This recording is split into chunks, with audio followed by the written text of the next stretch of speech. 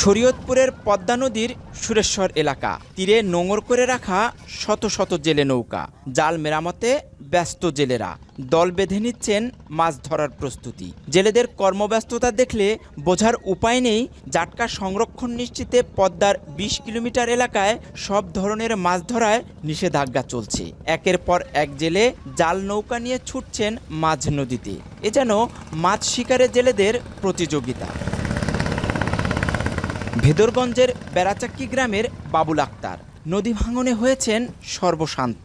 মাছ শিকারেই তার জীবনের একমাত্র অবলম্বন। ছোট ডিঙি নৌকায় ২ শিশু ছেলে আর ভাগ্নেকে নিয়ে নেমেছেন মাছ শিকারে। সেখানেও বিধিবাম, নদীতে নামলেই দিতে হয় টাকা। ২ মাসের নিষেধাজ্ঞার এরই মধ্যে ২ সপ্তাহের বেশি সময় পার হলেও মেলেনি খাদ্য সহায়তা। তাই বাধ্য হয়েই নিষেধাজ্ঞা অমান্য করে নেমেছেন মাছ শিকারে।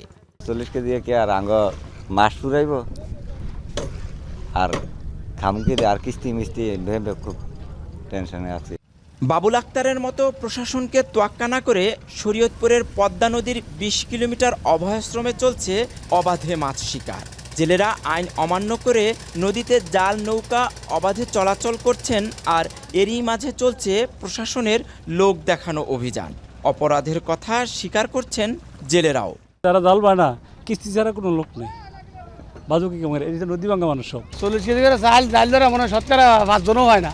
রোজারিতে কিন্তু সবাই নতুন কাপড় চাপড় চায়, কিন্তু আমরা তো জেলে আমরা দিতারি না। দৌড়তলে তো চালানি করে জাল দেয়, করবো পেটের দান দেয়, খাইতে হয়। তবে ইলিশের বংশবিস্তার নির্বিঘ্ন করতে জনবল সংকট থাকলেও অভিযান সফল হচ্ছে বলে দাবি মৎস্য কর্মকর্তার। যেহেতু মৎস্য অধিদপ্তর একা এই জায়গাটা কাজ করে না, কম্বিংভাবে নৌ পুলিশ, কোস্টগার্ড একসাথেই কাজ করি এবং আমরা এটা সমন্বয়ের মাধ্যমে আরও বেশি অভিযান যাতে পরিচালনা করা যায় আমরা সেই ব্যবস্থা নিচ্ছি। আমরা শরীয়তপুরের পদ্মা নদীর নড়িয়া থেকে চাঁদপুরের মতলব পর্যন্ত ২০ কিলোমিটার নদীতে জাটকা সংরক্ষণে ৫ম অভয়াশ্রম ঘোষণা করেছে সরকার। এ সময় শরীয়তপুরের ১৫,৪৪৬ জেলেকে দেয়া হবে ৮০ কেজি করে খাদ্য সহায়তা।